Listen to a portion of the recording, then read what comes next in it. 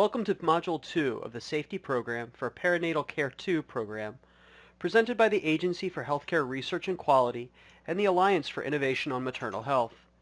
In this module, you'll learn about two communication strategies that you can apply to your daily work and see how they can be applied to the management of obstetric hemorrhage.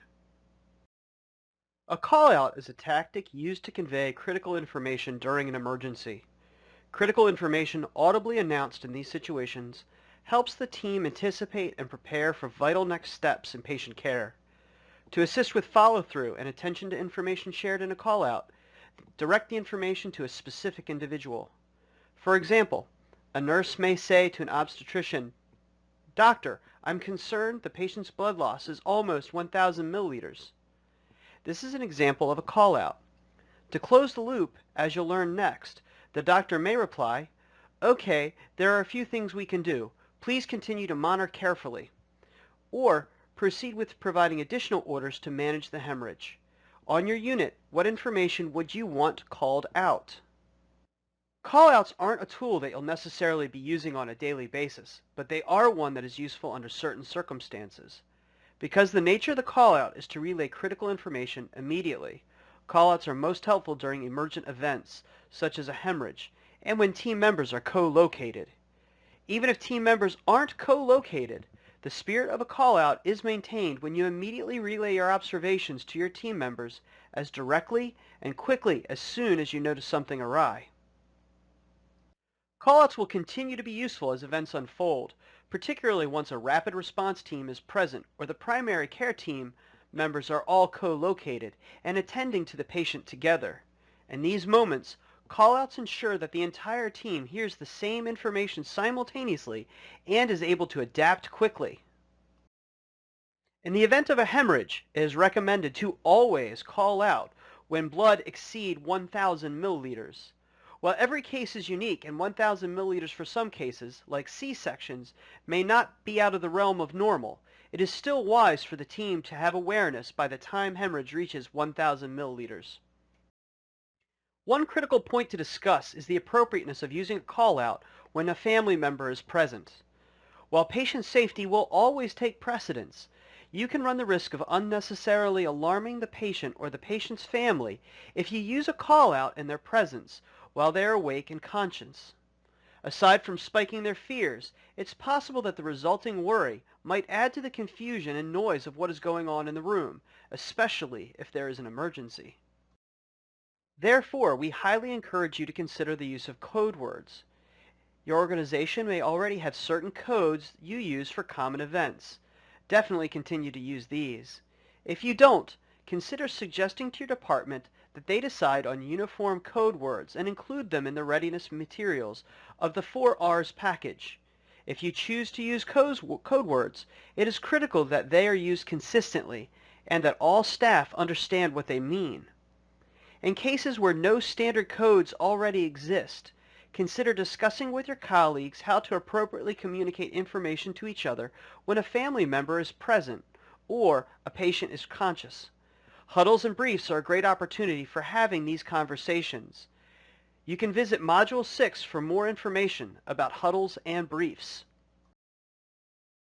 Although the traditional model is to immediately send the family out when emergency is unfolding, many places are moving to allowing the family to stay. In these cases, it is essential to have a clinician communicate with them honestly and transparently. A physician or nurse should speak with them as the call-out is occurring, explaining the situation, what the risks are, and what is being done about the problem, so that the family knows what to expect and how to behave. Of course, there may be situations in which it is more appropriate to ask the family to leave the room. However, even in these cases, it is important to keep the worried family in the loop as the events unfold, whether they are in the room or not. In the end, thinking and acting empathetically toward the patient and her family are essential. If you find yourself having to use a call-out in front of a patient, always prioritize her care. It may involve speaking assertively but calmly so that even if there is a concern, the patient and the family also remain calm as they will be looking to you for clues regarding the severity of the situation. In this short clip, you will see the nurse, Dana, Demonstrate a call-out during labor. Notice how Dana communicates critical information to the physician as she becomes aware of it. Dr. Dean, it looks like these decelerations are getting even more severe. Dr. Dean, do you think we should consider a C-section? No, not yet, anyway. This looks okay. Dr. Dean, the baby's heart rate's good in the 60s. Let's continue to monitor. It's been like this for 3 minutes.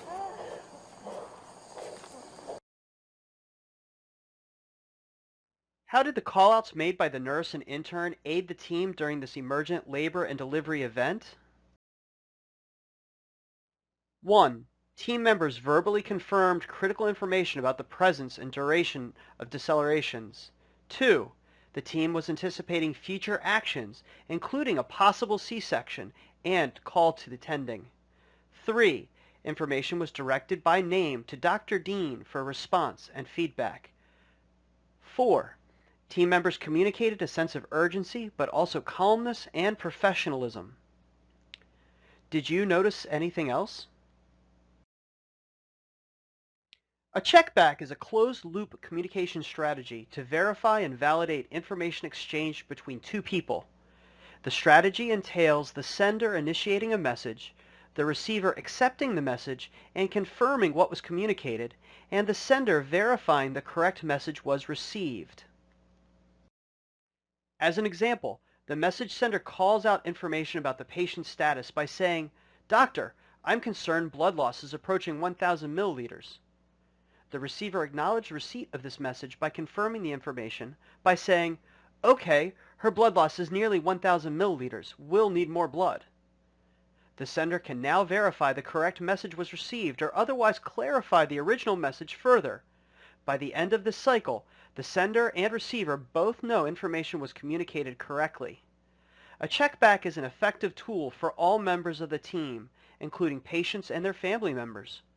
For example, patients and families can use the checkback to verify the receipt of care instructions or confirm understanding of symptoms to monitor. Checkbacks create a critical opportunity to confirm that everyone involved in the conversation is on the same page. If they are not on the same page, checkbacks give the sender a chance to clarify the message until everyone has a similar understanding. Unlike callouts, checkbacks have a wide range of applications and are a handy tool that you will likely use constantly, both in your daily clinical practice as well as personal life. You may even already be doing this naturally on your own, as it's a fairly simple strategy for confirming that you understood what someone has told you. When talking about patient care and clinical practice, you will find checkbacks are particularly helpful. During handoffs and care transitions, use a structured communication strategy like SBAR, situation, background, assessment, and recommendation, during these transitions, and confirm that you have understood the information using a checkback. You may also use the checkback as an opportunity to clarify points of confusion. It's also essential to use a checkback as a response to a call-out so that everyone knows that the message was heard and understood. During a hemorrhage event, it's especially important to acknowledge and confirm you have heard the blood loss measurement correctly. Briefs, huddles, and debriefs are other rich opportunities to employ a checkback, as a lot of information and planning occurred during these team meetings. Checkbacks will ensure that you and the entire team have a shared cognitive map and similar understanding of how to proceed by the end of these meetings. Confirming verbal orders is essential, especially to make sure that you didn't mishear or misspeak the orders. It's a simple and quick means to prevent medication error. In short, use a checkback whenever information is shared between yourself and another team member. Get in the habit of feeling comfortable repeating the information to your teammates and prompting them to use checkbacks with you. If possible, it's helpful to restate the information slightly differently in the way you understood it, so your teammate can confirm the information was received as intended. Because there are many opportunities to use callouts and checkbacks across numerous situations, these two tools are useful at nearly every point in the 4 R's framework. Checkbacks are especially useful at every step because we can always benefit by restating the information we receive in a way that signals to our teammates that we have understood and provides them with an opportunity to correct us if and when we've misunderstood, and confirm that we are all on the same page. This strategy applies from planning, preparing, responding, and learning. Callouts may be a little bit more limited in their direct applicability within the 4Rs framework. While it's always important to share critical information in a timely manner, callouts will be especially helpful in the recognition and response to an unfolding event. They are most effective when all or the majority of team members are in the same place and able to hear a team member's call out. At the readiness stage, check back to confirm, clarify, or suggest changes to response plans and ensure all staff understand the new information learned as intended. When recognizing a hemorrhaging patient, use checkbacks between providers and the patient during risk assessment and when communicating risk probability and amount of blood loss. Use checkbacks to confirm or clarify information communicated during handoffs or huddles. Use callouts when patient status changes unexpectedly. Use callout and checkback when cumulative blood loss exceeds 1,000 milliliters. When responding to a hemorrhaging case, use checkbacks with responders to ensure that information has been properly and fully communicated. Use callouts during the incident response to keep the team updated on patient status and relevant information. This video will demonstrate what a checkback might look like in practice. As you watch, observe who the team members are, how they completed the checkback, and what communication errors they avoided. 1 gram of calcium gluconate diluted in 100 milliliters of normal saline IV for an hour. Confirm that 1 gram calcium gluconate diluted in 100 milliliters of normal saline IV over an hour? Correct. In the demonstration, the pharmacist was the sender who initiated the conversation. The resident was the receiver. In order to ensure that the information the pharmacist communicated was understood as intended, the resident repeated the orders back to the pharmacist, who closed the loop with a verbal assurance that the order had been understood. Had the resident misunderstood the order, the pharmacist would have offered correction until he could confirm the resident had the same understanding. Communication errors were further avoided in that neither the pharmacist nor the resident relied on memory. The pharmacist used notes to give correct dosing information, and the resident wrote down the exact dosing instructions. The use of notes was especially helpful as dosing was more complicated by dilution. Furthermore, errors caused by misunderstood dosage amounts or drugs with similar sounding names were avoided. The next few slides are a deeper dive into a section from the hemorrhage master scenario that you saw in the introduction. Observe how the nurse, Allison, calls out assertively. Then notice how the charge nurse, Tanya, confirms Allison's call out with a checkback.